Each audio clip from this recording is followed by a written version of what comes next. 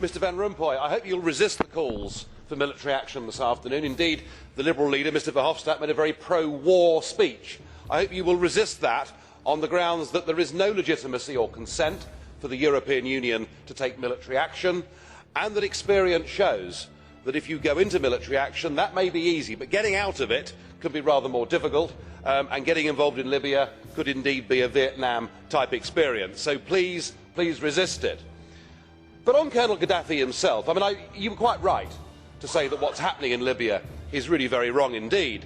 But of course we knew that even before the uprising. Just last year he declared a holy war, a jihad, against the Swiss. He tried to blackmail the European Union. Do you remember? He said, give us €5 billion or we'll flood you with migrants.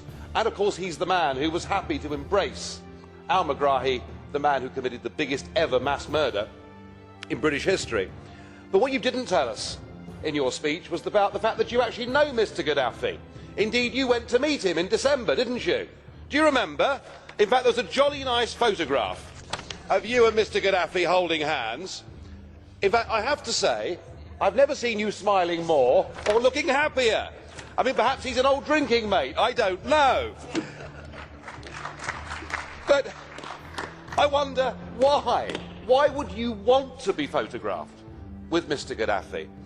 And I put it to you that it could well be that since you were appointed as President of Europe and your sidekick, the noble Baroness Ashton, became the High Representative for Foreign Affairs, that you know that you've been seen on the global stage like a couple of political pygmies.